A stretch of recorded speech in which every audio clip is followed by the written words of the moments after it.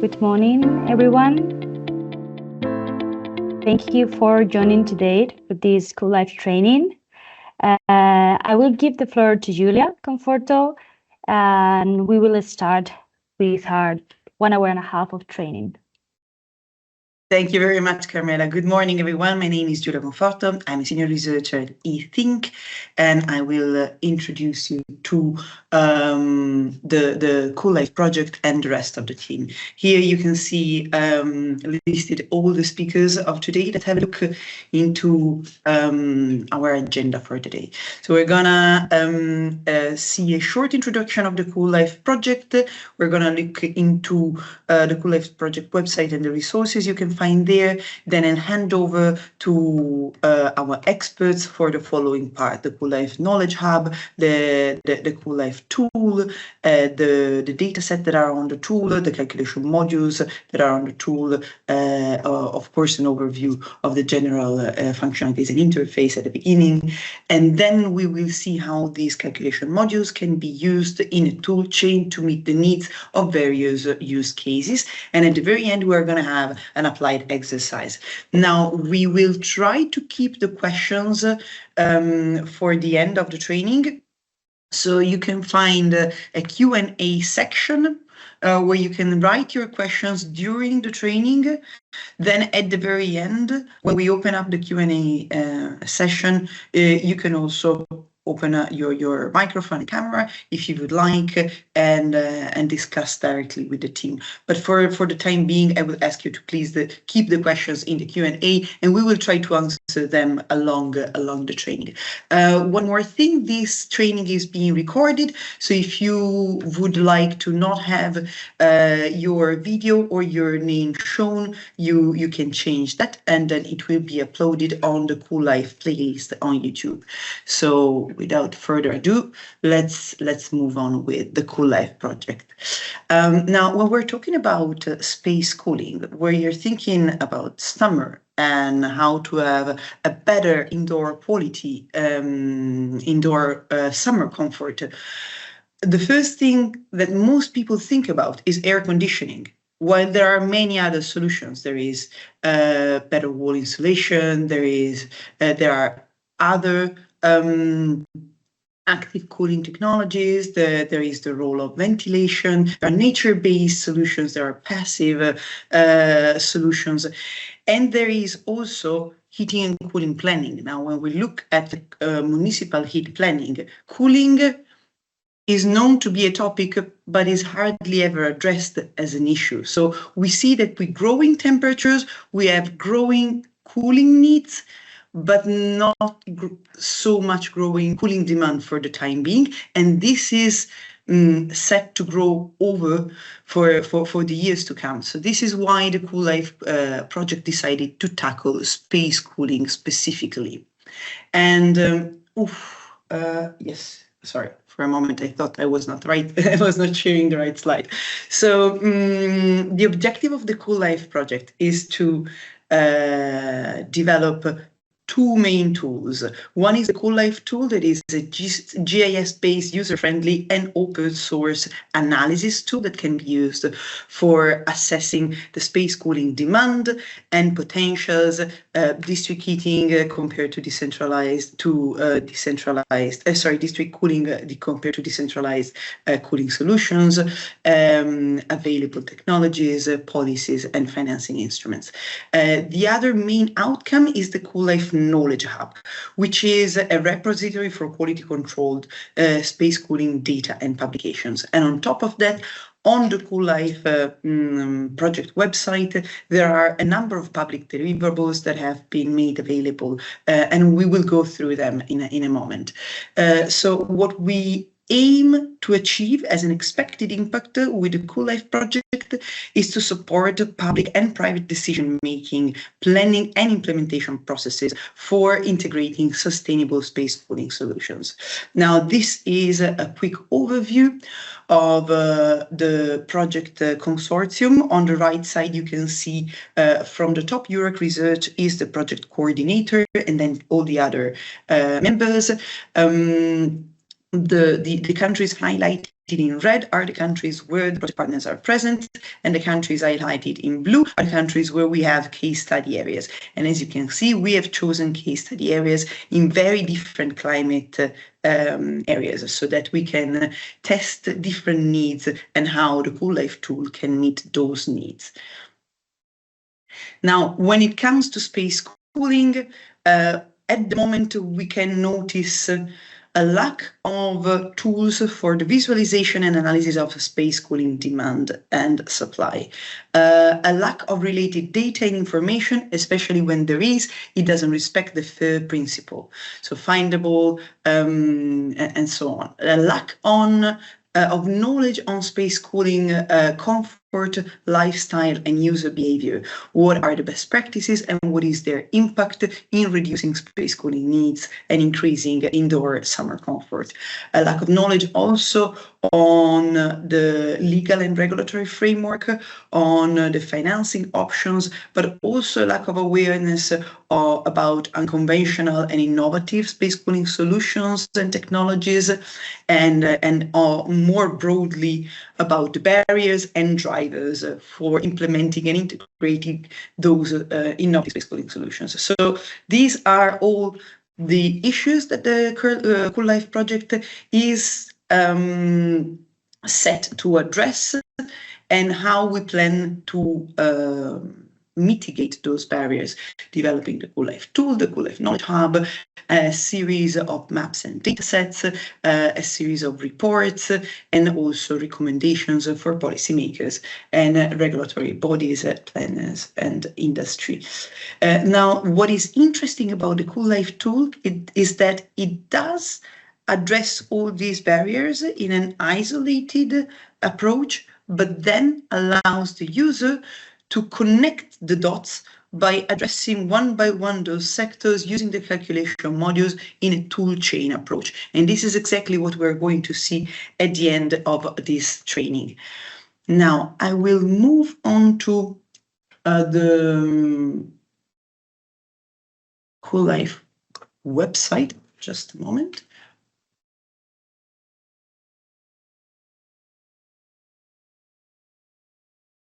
The address is coollife.revolve.media. Do you see still my screen shared now with the CoolLIFE project website? Yes, good, great. When you land on the opening page on the home, you can find the mission of the CoolLIFE project, which is driving a sustainable future in space cooling. And you have a few essential information on the project if you scroll down, about the tool and the Knowledge Hub, the upcoming events, and the partners. But if you go on the very bottom, the very top, sorry, you have this menu. About is a detailed description of the project, methodology and steps, and how the different components of the project interact with each other. Now, if we look at the resources, here we have all the public deliverables that the CoolLIFE project has produced so far, and they are very interesting and filling a gap in research that so far was left untapped. So there is a knowledge base for occupant-centric space cooling. There is an analysis of behavioral interventions across Europe. There is a taxonomy of space cooling technologies and measures, which is a structured classification of space cooling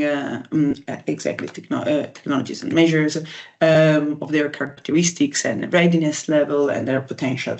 There is an assessment of the energy demand, and there is an impact assessment. And there is a review of financing schemes that comes together with an EU27 dataset of all available financing schemes.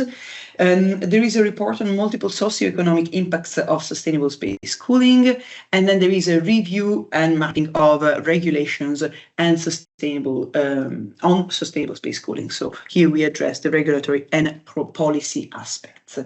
There is a section dedicated to best practices that dives into the difference between active system, passive system, and lifestyle changes, and how as a citizen or as a public administration these best practices can be adopted and integrated. to achieve higher summer indoor comfort and to integrate more sustainable space cooling solution. And then here we have a link what's on to a section that lists the past and upcoming events. So for instance, this is where you found the link to register for today's training. And then we have a section dedicated to the Knowledge Hub and the tool. Now for the Knowledge Hub, I would hand over to our expert, Eric Wilczynski of URAC Research. Eric, I can share the screen for you, or you can take over as you prefer. Oh, I think since you have it up, that works. Cool, thanks, Julia. And yeah, my name is Eric Wilczynski from URAC Research. Thanks everyone for joining the training. I'll now discuss the Knowledge Hub. Yeah, the Knowledge Hub, I think Julia already touched on it. Essentially, it's a repository which stores the essential research resources related to cooling in the EU. It was created primarily through a comprehensive literature review, but also with inputs from experts in the field. The types of resources that are found in the Knowledge Hub are scientific and conference papers, as well as other project deliverables and also related data sets. So therefore, it's possible to find both white and gray literature related to cooling in the EU. As you can see, like the rest of the website, the page is also quite self-explanatory. It's designed to be accessible for all stakeholder classes. So navigating the Knowledge Hub, at the top, you have a search bar where the user can use keywords to search the different resources. And in addition, as Julia was showing just now, all the resources are also listed below for the user to browse. And Julia, if you enter one of the resources, there's a resource page where the user can find useful information such as the author, your publication, URL, and all that stuff for each resource. And yeah, that's essentially it. Thanks for your attention, and I'll pass it back to Julia. Thanks. Thank you so much, Eric. And now we come to the last section of the project website, which is a link to the tool. And for the tool, I would hand over to our expert, Arda Kakatova. Arda, would you like to share your own screen, or should I keep sharing? Maybe it's better if you take over. Yes, yes, please. Hi. Please. I will share my screen. So hello everyone, I am Arda Kakatova from eThink, and I want to introduce you to the general functionalities and the layout of the CoolLIFE tool. First of all, CoolLIFE tool can be accessed from the website. So if we click on the tool, you will get directly to the CoolLIFE tool, the map viewer with toolbars around it. First of all, let's see the map viewer. So on the top, you can see several useful features. So if you click on the CoolLIFE icon, you will see the disclaimer, which basically says that we don't carry responsibility for the detailed calculations. So this is primarily thought, the tool is thought for overall assessment, general assessment, and not for detailed calculations. And then if we go back, there is also an information button where you can come back to the website again. Also, you can go to the search of your interest. For example, if we want to analyze Vienna, we can click Vienna and it will lead you to Vienna eventually. Yes, as you can see. We can also access the Wiki from the top toolbar. The Wiki gives you information on the general functionalities, calculation modules. Sorry, can you hear me? Yes, we can hear you. Ah, okay. I had a connection problem, I think. And yes, this is the Wiki, and also you can contribute to the development of the tool by answering our survey and yeah, letting us know what works, what doesn't work. Also, in the tool, you can have your personal account. You can register and create your account or you can log in. Basically, if I, for example, let me just quickly log in to show what is different. You can upload some files here and can select your own layer and work on it. Moreover, this is a simple map viewer, so you don't need to have a lot of GIS knowledge, and you can zoom in and out.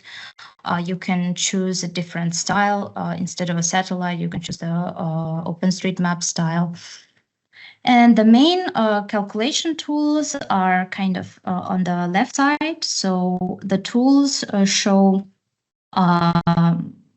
you can select the region that you want to work on. You can select from different regions, NUTS regions and Lao, as well as you can select with the tool some custom region, and you can work on that. Then the layers, these are the raster layers that are created during the project or also collected from other projects. They give information on various indicators, for example, cooling density of the region. If we select it, you can see that we have these visuals in various locations, and you can learn from the legend what these colors mean. You can also get information about how this layer was created, what are the assumptions taken, or from which projects, within which project it was created. You can also download the layer in TIFF format. Yes, and that's pretty much it for the layers. Then the main feature of the tool, of course, is the calculation modules. There are 4 groups of calculation models. The cooling is mainly focused on the individual supply, so you can look at various aspects. You can calculate space cooling demand or assess technologies and measures and so on. And the next group is focused on a network-based supply, so district heating and cooling. You can see where district cooling is possible. And the other 2 layers map the legal and regulatory information in various countries of the EU. And the final finance group maps the financing instruments. And my colleagues will further look into the details of each calculation module. Thank you. Thank you so much, Ardak. I think we could hand over to Adit for the first calculation module on space cooling demand. Yes, thank you, Julia. Hello, everyone. My name is Adit Molla. I'm a researcher at the Technical University of Vienna. And now I will show you the first calculation module. I hope you can see my screen. I'm at the CoolLIFE platform here. To access the calculation module first, I would just click on the calculation module tab. And as of now, you see that all of the calculation modules are deactivated. So for them to activate, you would need to choose a region of analysis as well as the correct NUTS level on which you're performing your assessment. So for now, I would choose NUTS 1 because I'm working on the space cooling demand calculation module, which works on this level. So I select certain region here. For example, I choose this region here, and you see all these calculation modules are activated. So I will talk a bit more on space cooling demand calculation module and also the structure of the calculation module, which kind of stays same for all other calculation modules as well. So firstly, we start, there's the possibility of naming your session. So when you have multiple runs, just to keep track of which runs you've made, you could use this feature. But if not, by default, the date and timestamp of your run is saved in the platform. And then for the space cooling demand calculation module is quite straightforward, I would say, in a sense that it's more about how you can make scenarios based on default data that is already available on the platform, but also perform spatial visualization of data that you might have from various other sources where spatial distribution is not available. Yeah, so as I mentioned, the calculation module runs on different levels, but just to save time, I would just run it on loud to region to show you how it looks like, just reducing the space because I could run it for all of Germany, but the calculation module runs on a hectare level, 100 by 100 meters, so it just would take more time. And so what the calculation module basically does is you choose a cooling demand input layer. So there are different options available, as Arthur showed previously. For now, I just choose the basic layer. And after visualizing how the demand looks like, you could just run the CM. And for instance, you have data on projections of future demand. So if you run the CM, then the calculation module would give you an overview of how the spatial distribution of the demand would look like for a certain given year for when the demand was calculated. It takes a few minutes, but we can see that the projections are estimated at about 4,000 gigawatt hours, but also more importantly, the feature is spatial visualization. So it shows us how demand would look like or how distribution would look like. And in addition to that, you could then go back to the layers option, layers tab, and at the bottom, our new additional option here is created called calculation module, which gives you the possibility of visualizing the data, looking at the legends, but also downloading the data for specifically for users with experience in GIS-based application. You could use this data for further analysis. So yeah, that was the first calculation module, and now I hand over to Julia.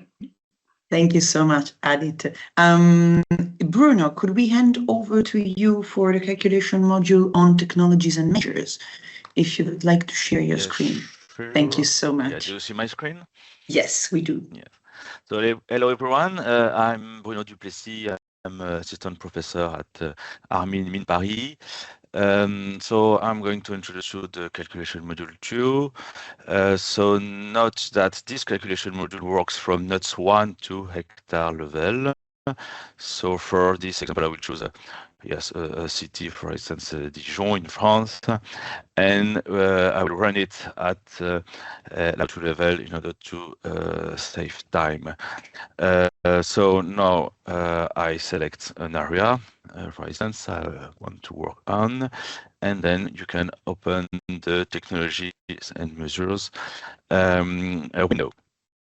So the first item you have to choose is the building sector you want to work with. You can choose residential or non-residential sector, or the third option is working with both building sectors.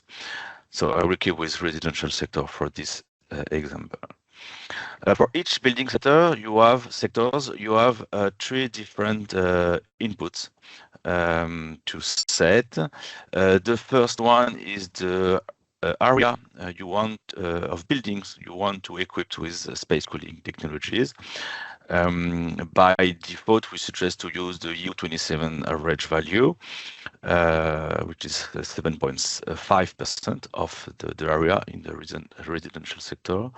For this example, for instance, we can choose that a quarter of the residential sector is equipped with space cooling technologies.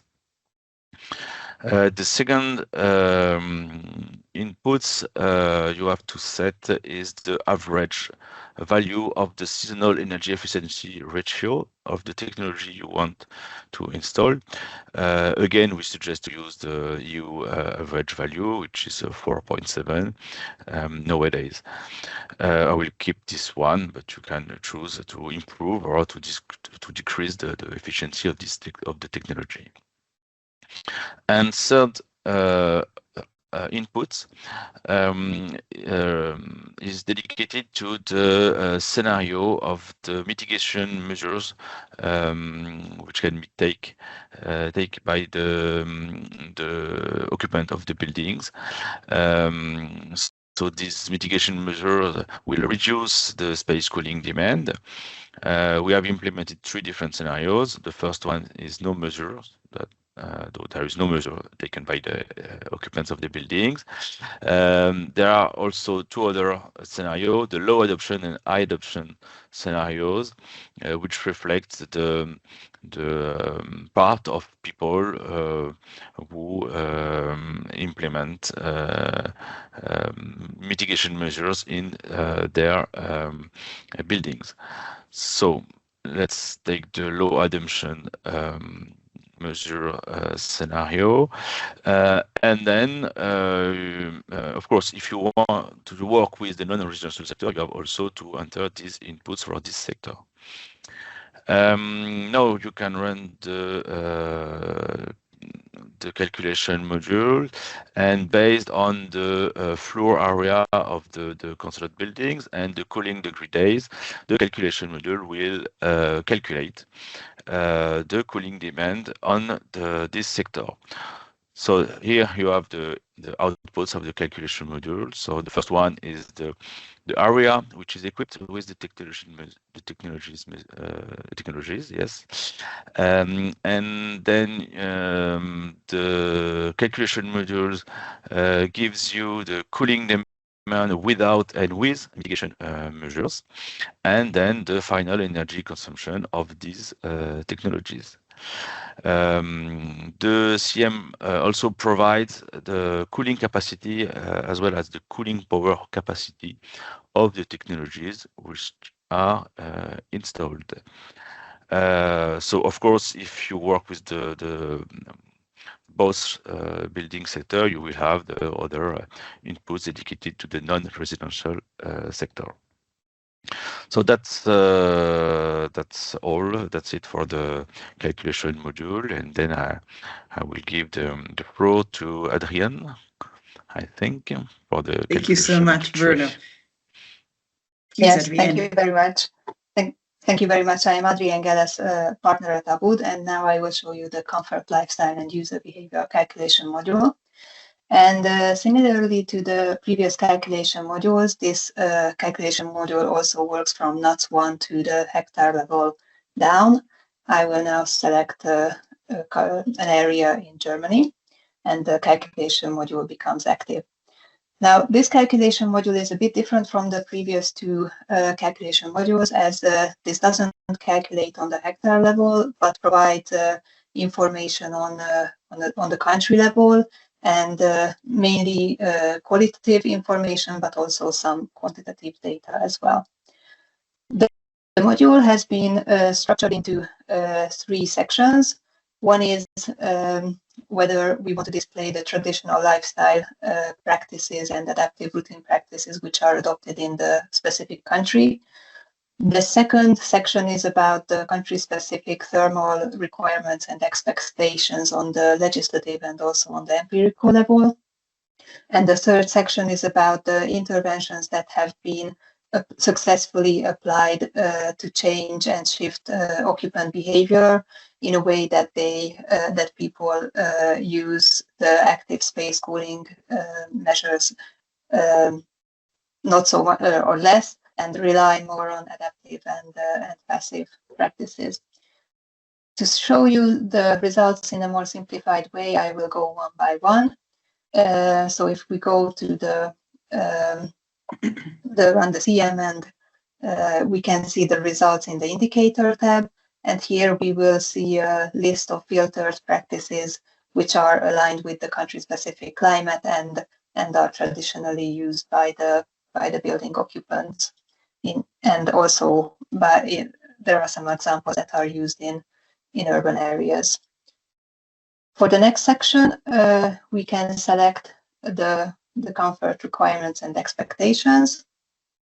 And here in the indicator tab, we will see what type of requirements are set for new or existing buildings, if there are any limitations on the use of active space cooling devices, or are there specific comfort ranges or thermal or heat cooling set points that are required to be kept when designing systems.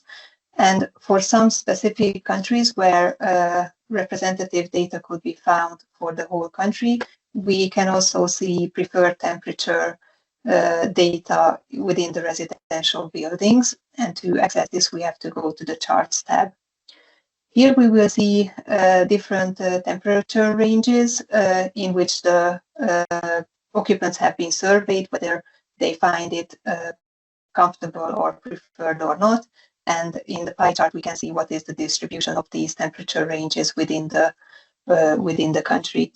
You can also use this by selecting multiple areas from multiple countries, and in this case, the policymaker or the user can see a comparison of the different requirements and expectations, and also see this type of information in both pie charts. For the third section, we have collected successful intervention examples, case studies that have been applied to the building sector. And after selecting yes for the first question, you have to go to the basic inputs tab. And here you will see 4 more questions, which helps you to find those interventions which suits your circumstances the most. First, you can select whether you would like to see only country-specific interventions, or you would like to see it regardless of the territorial area you have selected. As space cooling interventions, behavioral interventions are not so widespreadly documented yet, we have also included examples which have been found globally. So if you select the display all, you will find a pool of a wider selection, but now I will go for country-specific only. In the next question, you can select what type of behavior you would like to change. Would it be the occupants' reaction to thermostat set points, or how they use the shading and lighting, what adaptation practices they use, how they use the active space cooling equipment, how they change their equipment use for computers or other electricity consumption equipment, or how they use the spaces they live in. I will choose now electricity use. Then you also have a filtering for the building types. If you have some specific idea in your mind, you can filter it to that. But I will go to any right now. And then we have 4 types of categories for the behavioral interventions, which can be nudges, feedback and information campaigns, monetary incentives, or policy-based interventions. I will now go with all interventions. And finally, I will run the CM. And in the results tab, you will find a list of the interventions where this is structured in a way that 4 rows correspond to one specific case study. So in the first row, you will see what type of intervention strategy we see in the case study. Then we will see some qualitative and quantitative data on the results which had been achieved. Then the geographic context, and the link to the resource where you can find more information on it. And of course, you can export the indicators similarly to the other calculation modules as well. And if you have more information, you can go to the wiki right now here as well. Thank you for your attention, and I'll pass the word back to Julia. Thank you so much, Adrienne. Now we're going to look at the calculation module on economic feasibility, for which I would hand over back to Adit. Yeah, thank you, Julia. Thank you. Yes, now I will talk about the economic feasibility calculation module. And the main idea of this calculation module is to allow users to assess economic feasibility of different passive measures, as well as development of active measures. So before going into the calculation module itself, I think it's important to understand the underlying scenarios or assumptions based on which the results are then generated. So for the calculation, we have integrated 3 levels of scenarios. So the first scenario is with regards to passive measures. So in the passive measures, we have change different input parameters, which feeds into a building stock model based on which specific cooling demands and overall national level cooling demands are calculated for each member state of the European Union.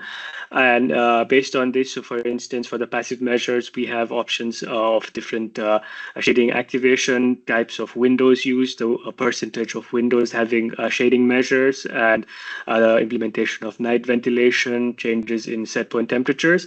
And most importantly, for the calculation module, we have these two different scenarios for each of these parameters. So a combination of these set, we call one as a moderate efficiency scenario, which means the savings potentials are slightly lower, but also costs are lower. And also we have a high efficiency scenario where there is immense potential for saving, but also it comes at a cost. After the passive measures, we also modeled scenarios for active measures. So first, on one hand, on the left, we have scenarios for the diffusion of active cooling technologies. So this gives us the shares of buildings in a country that have presence of active cooling measures. So here again, we have three different scenarios, which is the baseline scenario, so where the trends of passive, active cooling uptake continues in the same rates that has historically taken place. But we have also high diffusion and moderate diffusion scenarios, which considers a drastic increase in the uptake of active cooling measures.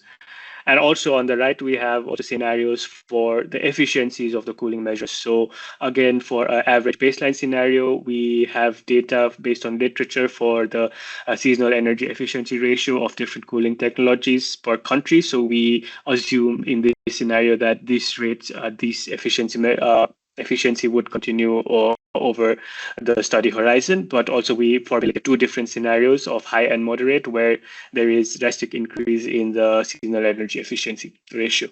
So you can now, as a user, you can now model these three sets of scenarios into the calculation module to get different runs. So now I will switch to the platform here. And again, so selecting the correct region. So this calculation module works on NUTS 1 level and below. So let's, for now, I would take a region in Germany once again, and go to the calculation module and go to here, the economic feasibility calculation module. And so for the calculation module, you have option to either run it on a national level or a building level. So for now, let's stick to national level. And as I mentioned, the three scenarios, you have possibility of selecting these three scenarios from these drop-down boxes. You have for the passive measure efficiency, you can either select high efficiency, moderate efficiency, or just stay with the baseline. Similarly for the diffusion rates, and similar for the active measures. And also these two measures are mostly only used for the building level assessment, so it doesn't really matter what you put here. And then we have some economic input parameters to calculate mostly the levelized cost of cooling for the economic assessment. For now, I would just use the default set of parameters and run the calculation module. It might take some time, but yeah, you can already see the results on the right here. So just to keep track of what scenarios, which country or what scenario is running, it gives you a description of your selected country and your scenario description. But also it gives you an overview of what was, based on literature, as I mentioned, what was the average seasonal energy efficiency ratio, and how this has changed based on your scenario, because here we have selected a high efficiency scenario. And more importantly, also it gives us the savings potential. So in terms of the useful energy demand, based on our scenario compared to the baseline, we have possibility of as high as 78%, over 78% savings, and for the final energy demand for about 92% savings. And for the more of an economic assessment, you can see the costs you would have to invest per euros per megawatt hour of energy saved, and also the levelized cost of cooling for this scenario. And then you can switch to the chart options to better visualize how these calculations look over a study horizon up to 2050. So in the baseline scenario where no passive measures are taken up, the demand tends to increase. This is in terms of the final energy demand. But with our scenarios with high efficiency of measures, we can see drastic reductions up till 2050. And here it gives you an overview of analyzed costs on what investments are we talking about on a national level level to implement such a scenario, and yeah, based on that, how much again it would cost, for instance, for baseline and for the investments, how the cost associated to cooling supply would change. And I will also quickly show you the building level assessment. So this is mostly designed for a building owner, let's say, with a single family household. You can choose different types of buildings here, but I stick with single family household. And then if you run the calculation module, it again takes some time, but again, we have results already. So this would be, rather than on a national level average for all building archetypes, this would be specific for this archetype. And we can see again the different savings possibility and costs associated with it. And also, yeah, with the charts, you can visualize what does it mean in terms of savings, in terms of costs, and annual expenditure to achieve this given scenario. Yeah, so that was an overview of the calculation module, and I would now hand over to you, Julia. Thank you so much, Adit. We're now going to look at the next calculation module with Eric, and that will be the demand side management. Eric, over to you.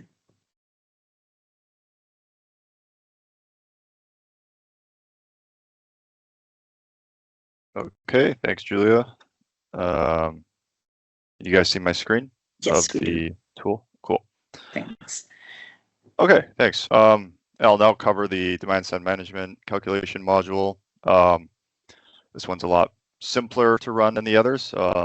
Essentially, what this tool does is provides the user with an impression of how demand response strategies can be used to maximize renewable energy potential in residential buildings by matching cooling load with the energy supplied from a PV system. So currently, this calculation module runs at the nuts 0 level. So essentially, this is like how you use it. You just select a country,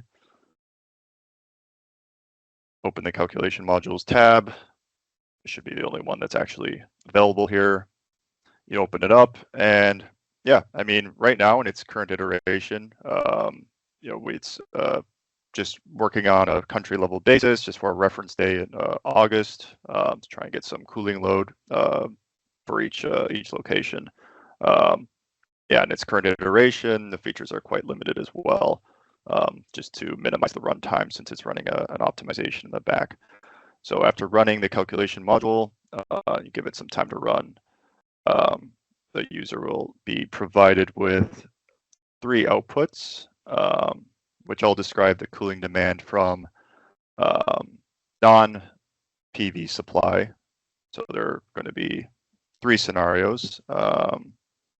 As you can see, it takes a little bit to run. So the first scenario is just the non-PV cooling load for like a business as usual scenario where there's no PV system present at all, so no PV supply. And in a second scenario, there's PV system is present, but there's no optimization taking place. So just the whatever supply matches with demand is essentially that difference is shown here for the cooling demand that's not provided from the PV system. And then finally, the third scenario shows the results if there's an optimization where there's a matching using pre-cooling strategies to match cooling demand with PV supply. And you know, if all works well, then essentially there should be a descension in the cooling demand from non-PV cooling. And yeah, that's essentially it. It's current, like I said, it's a bit feature basic in its current iteration, but yeah, I'll pass it on back to Julia. Thank you so much, Eric. And with this, we have concluded the first section of calculation modules dedicated to space cooling, and we can move on with the calculation module dedicated to district cooling, so network-based solutions. And I would hand over back to you, Adit. Yeah, thank you, Julia. Yeah, now we'll talk about the district cooling calculation module, which is slightly different from the ones we've seen earlier because the analysis here is more on the results are expected more on a spatial spatial results are more expected. And so what the idea of the district cooling calculation module is to allow the user to identify locations in a specific region of interest to see where district cooling could potentially be feasible under certain assumptions. So as I mentioned, the calculation module works on a 100 by 100 meter resolutions, and it runs on Lao2 region because district cooling is more of a technology that is aimed at meeting local demands using local resources. So it doesn't really make sense to have it on higher levels because it's basically not planned on such levels. And the center idea of this module is that when we model it, we ensure that every potential region identified by the model is centered around a consistent demand point, which we call anchor points, which are basically could be regions with high consistent demand. So this could be like hospitals or office buildings or supermarkets where cooling demand is consistently needed over the year. And what the model then does is once these anchor points are identified, sees if areas surrounding these anchor points can be supplied with cooling with a cooling network at costs cheaper than what it would cost to provide cooling with an individual supply source.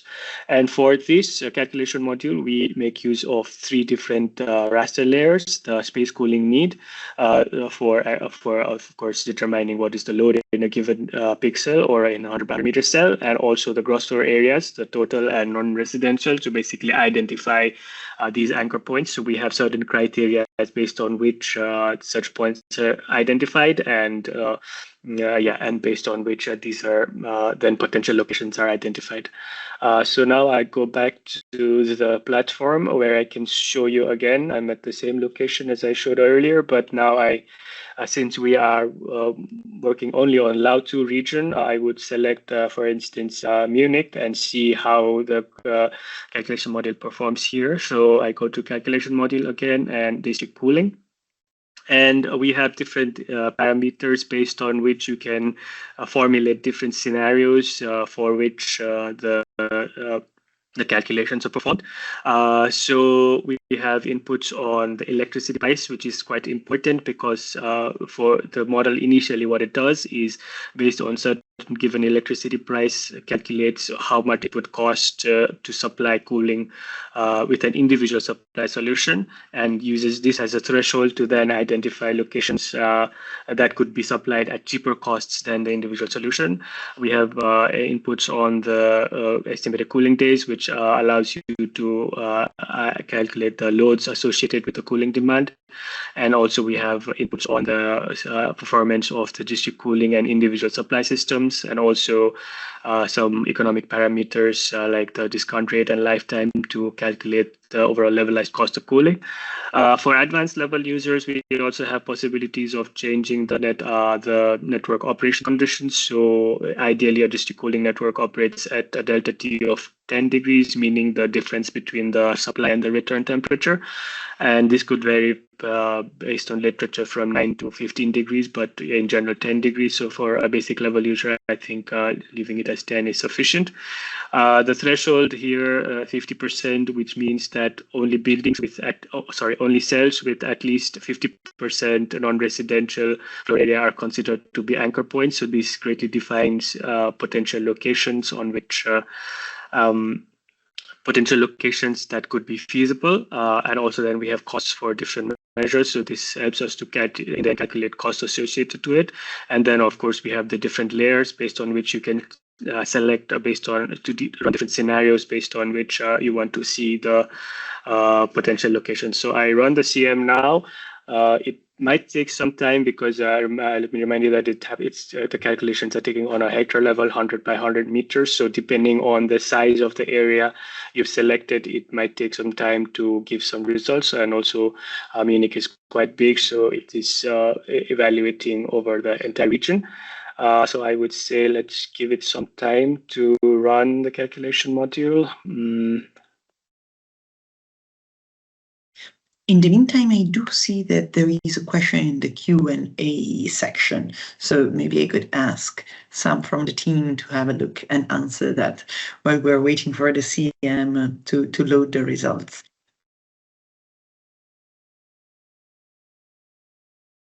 Okay.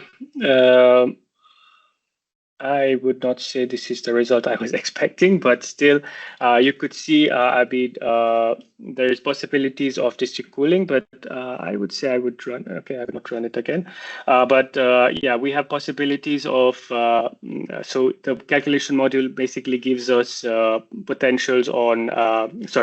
The coverage potential. So based on current assumptions of input parameters, only 0.38% of total demand in the region can be fulfilled with district cooling. We have identified 6 different locations where district cooling could be feasible, and also we now have tentative costs on how much it would cost for the city to build such a network, as well as how much, what kind of pipe trench lengths are we expecting from this, and the overall costs for the overall costs for supplying cooling with district cooling. So you could then again make a different assumption on scenarios and compare and see to what extent cooling demand can be covered. So if you change scenarios, probably the coverage potentials would largely increase. And also, as a result, for advanced level users, the calculation module then generates output layer in the form of a shapefile, which can be downloaded for further assessment. And also for users interested more who don't have much experience with GIS-based applications, you can select these regions which were identified as potential and see different technical parameters as well as financial parameters on costs of individual identified locations, and also other technical parameters. That's about it with the district cooling calculation module. Thank you. Thank you so much, Adit. And this brings us to the last 2 calculation modules, which are more an interactive layers rather than actual numerical assessment modules. And for the first one of the 2, which is the mapping of legal and regulatory information, I would hand over to our expert, Jean-Sébastien Brock. Jean-Sébastien, please. Thanks a lot, Julia. So I'm Jean-Sébastien from IECP, Institute for European Energy and Climate Policy, and I will present you the policy module that the full name is Mapping Legal and Regulatory Aspects. So what do you find there? So it has been designed to answer the 2 questions you see on the bottom. So how is space cooling addressed in the national energy and climate policies in your country, and how is it in other countries? So if you're interested for benchmarking. The type of information we provide includes general information like policy background, also planning processes, and more specific, more technical information related to building regulations and regulation for space cooling systems or product. There are also a few information about financing schemes, but Julia in a minute will present you the other module that provide more details about that. Part of this information is country specific and part is EU related, especially for the regulation on space cooling systems, because the market for these products are EU markets and regulated at EU level. The main data sources we have used were selected because we wanted to screen information for the 27 member states in a systematic way. So that explains why we started with reviewing the EU legislation and then member states reporting that are relevant to space cooling issues. And for 10 countries, we also looked more in details at the national building regulations because they are one key piece of legislation to address space cooling. We are currently contacting national experts to check the information we have collected, so we may do some further updates in the coming weeks. From this module, you get 2 main outputs, one that you can visualize directly in the tool. I will show you that in a second. And the other one is an Excel file. So you have 1 Excel per country where you can find summary information and more detailed information. So I will also briefly show you what you can find in the Excel. So going to the tool, that's the same as for the other modules. So you first need to select NUTS 1, it's or below. So it's from NUTS 1 until the hectare level that you can select. But whatever space your area, whatever area you select, the information is at national level. So let's say I want to know policies in France. I select whatever region in France. Then I go to the calculation module panel and I select the one about policy. And then I only have to select the type of information or indicator I'm interested in. So let's say we start with the first one, the national background and strategy, and then I run the calculation module and I will get the background and strategy for France. Then if I'm interested in other type of information, I can go back to the list of indicators and you can see that we have information about governance, who is doing what, adaptation, the link with adaptation policies. The two next ones are about planning processes, what are the requirements from the EU legislation and how it is done at national level. Then the next three ones are about how space cooling is addressed in the building regulation with different level of details. And then the next two ones are about the EU regulation and national implementation for cooling regulations for cooling products. And the last ones are the overview of public and private financing schemes. Also, if you want from there to get the Excel file I mentioned earlier, you simply go down in the results panel and you click on Export Extra File. And this will download a zip file, which has always the same name, so you need to rename it. And within this zip file, you will find the Excel file that I will show you now. So this Excel starts with a table of content that explains briefly the different spreadsheets that you can find in it and the objective of the project. The first spreadsheet then is the summary information that you can also visualize in the tool, but then in this spreadsheet you have all at once, plus the main sources we have used. And then that spreadsheet per source of information. So you have the details we collected from the National Energy and Climate update, from the comprehensive assessment, from the building regulation when it has been for the 10 countries where it has been examined. And then the public and private schemes and the information about from the National Adaptation Strategy or National Adaptation Plan. And that's it for me. Thank you so much, Jean-Sébastien. And now I will take over sharing my screen again for the last calculation module, that is the mapping of financing instruments. Like the policy one, it works between the levels not 1 and the hectare level. To show you this time, I will go to Vienna, where I am based. I can select it from the top search bar. And here we are over the city of Vienna. I will select the city of Vienna. Now the calculation module is activated. Here I can choose if I want to see only the financing schemes that were mapped for this area, which are mostly at the country level, but there are also some at regional and local level, or also the EU 27 schemes, so the European level. In this case, I will run it without the European level. I can select if I want to see only the public or only the private schemes or all of them. So I will select both. I will run the CM. Here you have in the results box the number of schemes that were found, a link to the section resources of the CoolLIFE website where you can find the whole mapping. And here you will see the titles in English of the map of the schemes found for Austria. And at the very bottom, you can export extra files. This again downloads a zip file. Here you see it. If I open it, it's a selection, a filtered selection of the overall mapping for CoolLIFE. Here you see the filtered scheme only for Austria. Now, if you would like to see the full mapping, we can go back to the CoolLIFE website.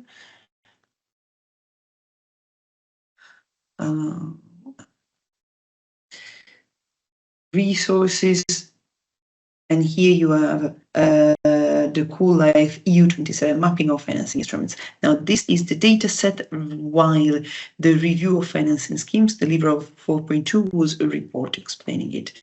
So if I download it,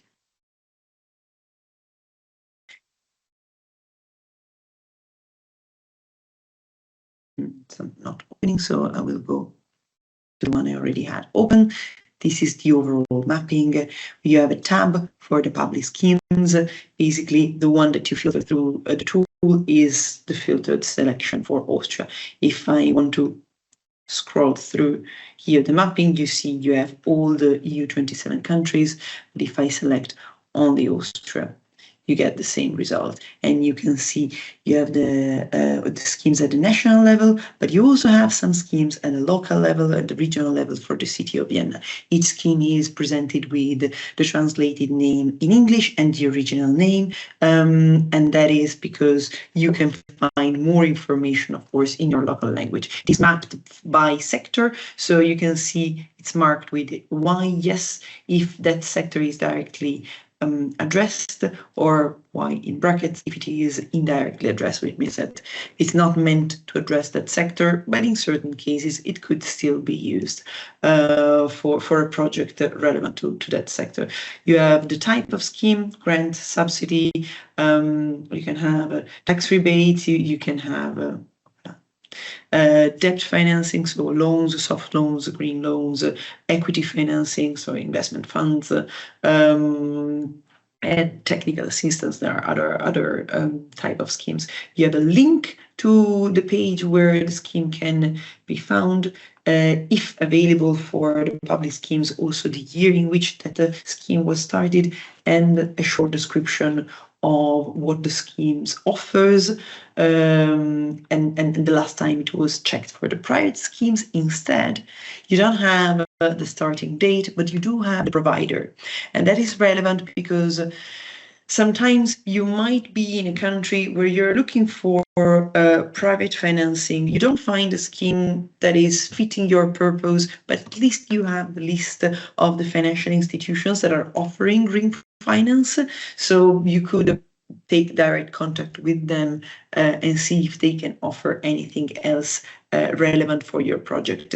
Then you also have a tab on with the list of the sources that were used for the mapping at the European level and for each country, where we could find the NECP, the Recovery and Resilience Plan, the long-term renovation strategy, and also the main sources of information on public financing schemes like the National Energy Agency or the Ministry of Energy and Environment.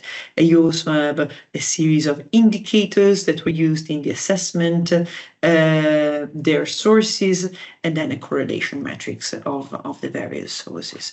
Now, with this, we have reached the end of the demonstration of the tool. I will stop sharing my screen now because we will look into how all these calculation modules can be used in a tool chain sequence to meet different use cases. And for that, I would hand over to you, Adit.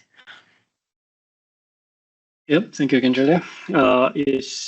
So yeah, as Julia mentioned, we've been looking into the calculation modules until now as standalone, for standalone calculations, but now we have identified different use cases based on inputs from different users to identify, based on which we have identified their user needs, based on which to answer these user needs. We have identified different use cases based on which the CoolLIFE calculation modules can be used in a form of what we call a tool chain to meet these different user needs. So just to give you an overview, we have identified 7 different use cases based on inputs from users, potential users of different target groups. So now I will just briefly go through each of these use cases and how a combination of the calculation modules could answer their needs. But also, if you are looking for more detailed information or you fall into specific user group, then I would suggest you to have a look into the wiki where detailed information on each of these use cases are available. The first use case talks about strategic planning for energy efficiency and renewable energy integration. Here we mostly look into improving decision making, providing data and information for improved decision making for any better integration of renewable energy sources. This particular use case is kind of holistic because, in a way, that it makes use of all the available calculation modules on the platform. So in general, just to give you how it would work is a user could identify, based on different space cooling layers that are available by default on the platform. You could choose one that best suits your needs or your scenarios based on the space cooling demand. You could then estimate how different forecasts for future years could look like, and also how also basically match your numbers with what the numbers is given by the platform. And then we have the section on the technologies. We have the technology and measure calculation module and the district cooling calculation module, which then would allow you to assess technologies and their efficiencies and how, which potential technologies could be feasible. The economic feasibility would then allow more assessment in terms of costs, and then we use into behavioral aspect with regards to the demand side management and comfort lifestyle. And then finally, with assessing the legal and regulatory layers and also financing options. So with this combination, we see that this could potentially support policymakers to evaluate demand, technology costs and management, and ensure alignment with energy efficiencies as well as renewable goals. So this is the first tool chain. How detail. I wouldn't go into detail now, but I would highly recommend, if you're interested in this particular tool chain, to check the wiki. The second use case is talks more about reducing energy poverty and ensuring comforts. So here again, we have identified these 4 calculation modules particularly fitting to answer this user need. So for this, we can use these combinations to combine the economic, behavioral, and regulatory and financial assessment to ensure target and cost-effective cooling solutions, as well as focus more on the needs of vulnerable communities, and also without additionally increasing their financial burdens to reach certain comfort targets. The third use, again, details available in the wiki. The third use case is more about strategic planning. This can be done with the tool, both on a strategic level as on a local level planning of particularly, let's say, a municipality or a certain region or city, but also on a building level. So a combination of these set of calculation modules would allow the user to answer this research question on how space cooling interventions can go beyond individual building strategic, but also include a low carbon planning approach that aligns with the long-term targets and climate goals. So this is a very data-driven approach where the cooling strategies can be developed based on results of these calculation modules, which ensures economic, regulatory, and technological feasibility of the interventions. But also supports sustainable, energy efficient and cooling at both local and building levels. Again, for the details, I would recommend to go have a look into the wiki.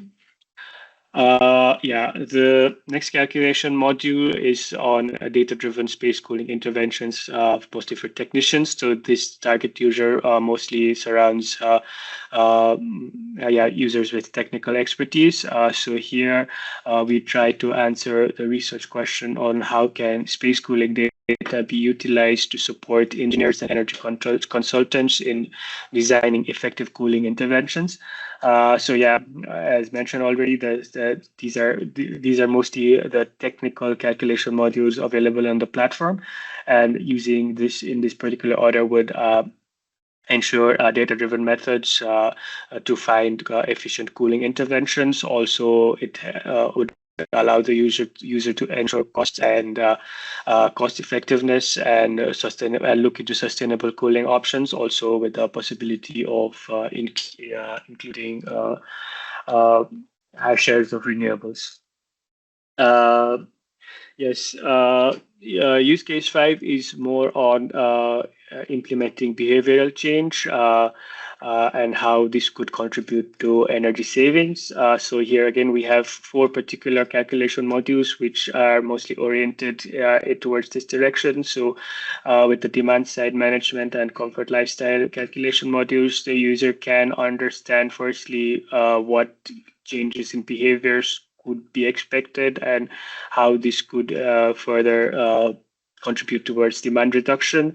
And with a legal and regulatory calculation module, this would allow the user to have a better idea on how are the existing frameworks in their specific region, and also find potential opportunities for financing with the financing calculation module. Again, much more details in the wiki. And use case 6 is more about integrating space cooling into energy communities. Again, the target users include civil society, citizens, and public administrations. Here we see these 5 calculation modules, or the order in which they're used, kind of best fitting to answer this research question to better improve the accessibility as well as efficiency of cooling supply in energy communities. So with this would allow integration of space cooling into energy communities with collective energy efficiency, also assess economic, behavioral, and regulatory factors, as well as look into financing options and flexibility that could be offered by a better demand side management. And again, details in the wiki. And then finally, for use case 7, the last one, we see potential use of the CoolLIFE tools or calculation module or the chain for the development of National Comprehensive Assessment Report in line with the Energy Efficiency Directive. So for this instance, we see the economic feasibility calculation module, which was actually designed for this core purpose to be able to provide users with inputs to the National Comprehensive Assessment reports, and based on that, the requirements of the comprehensive assessment would include data collection, a technical potential, scenario development, and cost-benefit analysis, and finding optimal solutions for this. And also, in that sense, the economic feasibility calculation could contribute towards this, all of these aspects, from data to assessments, and comparing different scenarios. So what I showed in my example earlier was just one particular scenario example. So the user could run multiple of these scenarios, track the results given by the calculation module, and already perform a first level assessment for the comprehensive assessment, which of course they can further build on to have more detailed results. But this could already be seen as a starting point for the development of the comprehensive assessment report. Again, much more details available in the wiki. If you're interested in any use case, then I would highly recommend to have a look there. And yes, I think those were the use cases. And now I come into the exercise section, which we specifically designed for today. And the exercise we have for today is oriented towards answering the first, or meeting the requirements of the first use case. So the idea here is following this structured questionnaire. It would just give the user a better hands-on experience with all the calculation modules. And if you basically try to answer each of these questions, it would already give you a better overview of cooling, space cooling in your region, and give you a starting point for the assessment. So for this, as I mentioned, for use case 1, we would be interested in strategic planning for energy efficiency and renewable energy integration. So for this exercise, of course, I would ask you to look into the tools and see how is the distribution of space cooling demand in your specific region of interest. For this, you can, of course, make use of the available default layers in the calculation module. Following that, I would ask you to then have a scenario for 2050, where then you could see projections of the space cooling demand. For instance, for example, here you could increase it by 2.5 times and see how the distribution of the space cooling demand changes over time, and spatially how it changes specifically. And following that, then you could use talk about more about sector-specific demand. So we could look into the shares of total cooling demand in residential and non-residential buildings. You could extract this information from here. And also, you can analyze based on different scenarios in the calculation module how the changes in energy efficiency levels would improve or or reduce the cooling demands. You could extract data from this and analyze the impacts of these improvement in energy efficiency. Also, then you could use one specific region of your interest where you're doing the assessment to run the district cooling calculation module, and to see what under keeping track of different economic input parameters for the module, see how the coverage of district cooling potential changes with your assumptions, and identify what is best fitting for your what is best fitting for your scenarios, and see what demand coverage potentials do you see from district cooling in this region.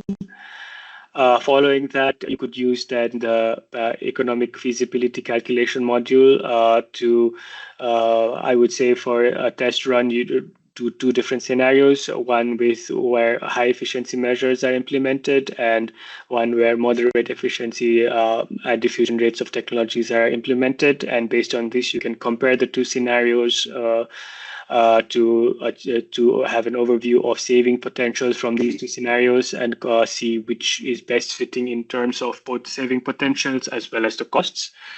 And also, then you can come into the integration of renewable energy aspect, where as a homeowner you can extract data on how can solar PV maximize the renewable energy systems during different cooling days, as well as if pre-cooling strategies can maximize renewable energy use. Regarding the comfort behavior, then you could be able to extract information on, for instance, acceptable indoor temperatures in a building or in the given region, as well as traditional practices that could be continued to reduce cooling energy needs. And coming to the last section on policy and financing mapping, you could then extract information, for instance, on policies of policies that currently support or hinder the integration of renewable energy. How is the policy framework in the specific region of interest? And also identify schemes, public and private schemes, which could fund these measures in your region.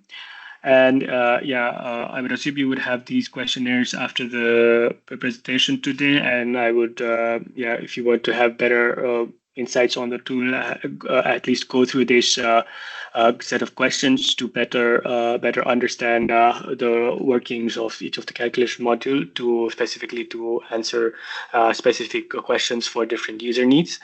And just for to have an alignment and for you to track if you're going in the right direction, I have here the values extracted from the platform for all of these questions, and to better analyze and have a better overview on what are the potentials or different options available in your region. So for instance, and you could also, if you want to do the calculation module just to make sure that you're extracting the correct values, you could also follow the same region and same analysis just to see that you're in the right direction. So for the assessment here, I've chosen Germany, and for the regional assessment, I've chosen Munich, as also I've shown in my example before. And also based on the spatial demand, we see that there's quite some regional demand available, and based on this 2.5 factor, we see improvements. But I mean, it's not visually seen here, but you could see on the platform how the distribution of the cooling demand would change on a map. And then based on, to answer the question on the shares of demand, you could again see, I've run the calculation module, technology and measures for the region Germany again, and you can see how the peak demands would change with changing the efficiencies, for example, or different scenarios. You could again compare different scenarios, and just to give you an overview of what is happening in each scenario.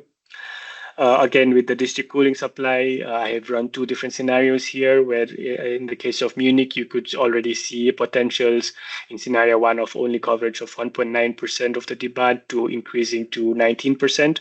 You could also replicate these runs and see what exact were the input parameters that were causing such high increase in potentials.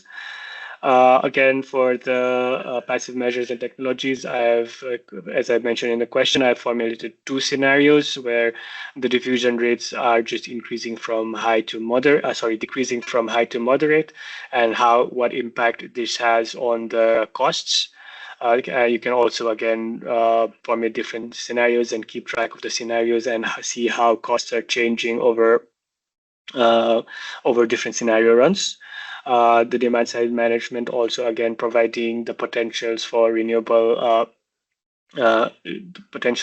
integration and the effect of optimized the demand side management to increase the use of solar PVs. With regards to the informations that could be available, so I had specific to these two specific questions asked in the questions. You could also see where exactly are these data coming from the calculation modules, and also information from the policy level. So what are the policy interventions? Mostly the gaps on that cooling is specifically absent in most of the policies on national level, specifically here for Germany. And also, again, I have just extracted 4 potential funding schemes that could be available for Germany. But of course, as you know, there are a lot more. But yeah, this could just give you an overview of what options you have available. And in general, this could help towards strategic planning for energy efficiency and to have better integration of renewable energy. So that was the exercise, and yeah, I would, if you want to have better hands-on experience with the tool, I would recommend you to have her go through it. And yeah, thank you. And this is all from me, and I hand over back to you, Julia. Thank you so much, Adit. In the meantime, I have pasted in the chat a link to our playlist of tutorials that you can find on YouTube.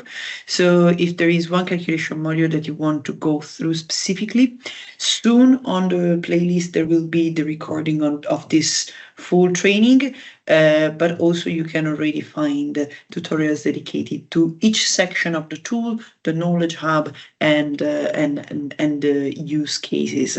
So you can also see again the specific description of the tool chains. Now, if you would like to run this exercise later, you can also find it again in the recording. And then if you have any questions, you can get back in touch with us at any time. You can find a contact on the CoolLIFE website, but now we still have a few minutes to answer any questions. So if you would like to, if there is anything that you would like to discuss with us or to dive into, feel free to open your microphone and camera if you feel like, or write in the Q&A or also in the chat, because we still have a few minutes available for an open mic discussion.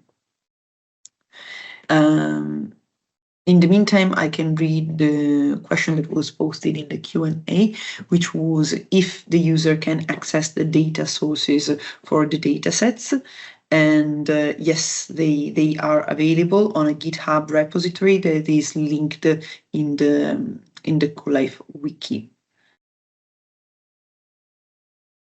We have a question on the model for economic feasibility. What does the diffusion mean in the context of diffusion of active cooling technologies? Adit, could you answer this question? Yeah, so diffusion in the sense that so we are doing assessment on a national level, and we are basing our assumptions on a bottom-up approach. So it would be important for us to know actually how many of these buildings do have active cooling measures available on them. So as we know, most buildings across all member states would not have much cooling presence of cooling solutions in them. I mean, if you as you go north, even lesser. So because we model on a building archetype level, it is further important us to scale down our model results based on what technology is actually available in the buildings. So we do this based on historical data, of course, based on Eurostat data. So we have data on how, for instance, air conditioning or what shares of buildings with air conditionings are available in different countries. And we model this to then further, let's say, refine our calculations on the cooling demand in the building on a national level. Hope I was clear. Thank you so much. I hope this answered the question. I don't know if we do have any other questions in the chat. Yes, one just came up now. Okay, perfect. Before we close, I would like to still share one slide with just finding it. With the QR code to access our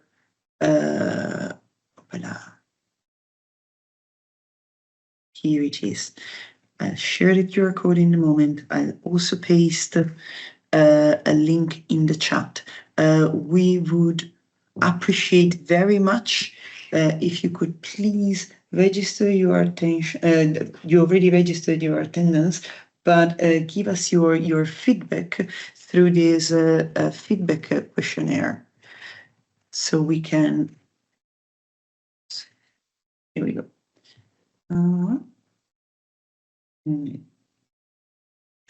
No, that's not the right one.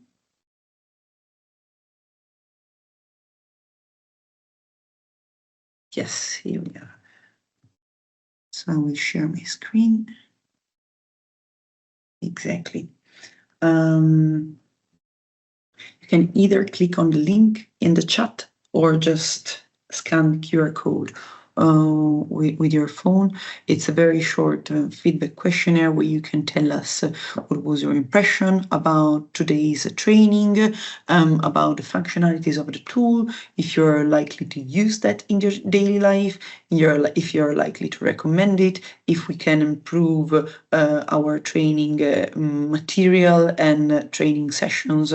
Thanks to your feedback, that would be most appreciated. And with that, I would thank all the experts that intervened today and made this training possible. I would thank all of you for participating in this event.